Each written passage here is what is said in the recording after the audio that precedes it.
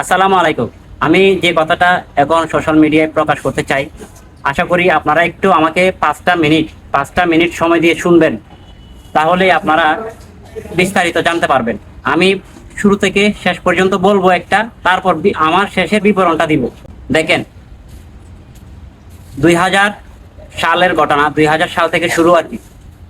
2000 সালে আমি রিপনের বাবা মার কাছে যাই এবং সেখানে চাকরি করি একটা ফার্নিচারের দোকানে, বার্নিশের কাজে। তো তখন আমার বয়স ছিল আপনার 14 থেকে 15 বছর। রিপন আমার অনেক ছোট। তো একটা সময় সেই পর্যায়ে রিপনের বাবা মা সবাই চলে আসে আপনার গ্রামের বাড়িতে, এবং রিপন থেকে যায় চট্টগ্রামে। সেখানে থেকে যাওয়ার পর রিপন আসবে না, রিপন নাকি ওইখানেই থাকবে। তো ওখানে পরিচিত অন্য একজনের বাসায় থাকে।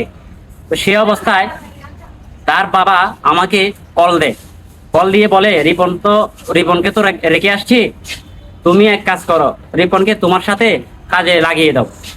তো আমি তখন থাকি দোকানে। তখন আমি তার খোঁজ খবর নিয়ে তাকে এনে আমার সাথে কাজে লাগানোর চেষ্টা করি। তো সে রাজি হয় না। অনেক রিকোয়েস্ট করার পর আমি তাকে রাখি, কিন্তু রাখার পর সে কিছুদিন থাকে, 2-1 দিন থাকে, আবার চলে যায়, আবার নিয়ে আসি। তখন এভাবে আবার যায়, আবার নিয়ে আসি। তো একটা পর্যায়ে যখন রোজার মাসটা শুরু হয়, তখন তাকে বলি যে রোজার মাসটা একটা মাস চাকরি কর, ঠিকভাবে বেতন নে, তারপর এখান থেকে ভালো যে বেতনটা পাবি, টাকাটা পাবি, সেই টাকাটা দিয়ে এই ঈদের মানে খরচ এবং গাড়ি ভাড়া সব হয়ে যাবে। তো তখন সে বললো আচ্ছা ঠিক আছে ভাই। তখন আমি কি করলাম, তাকে এটাও বললাম যে এরপর বাড়িতে যাওয়ার পর তুই মনে চাইলে আমার সাথে আবার আসিস, আর যদি মনে না চায় তুই আমার সাথে আসিস না।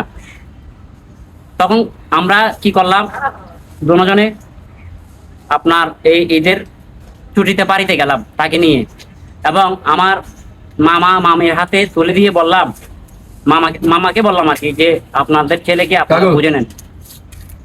একটু কথা বলতেছে। কাম করি আমি তো। আচ্ছা, একটু আমি অন্যদিকে যাচ্ছি, এখানে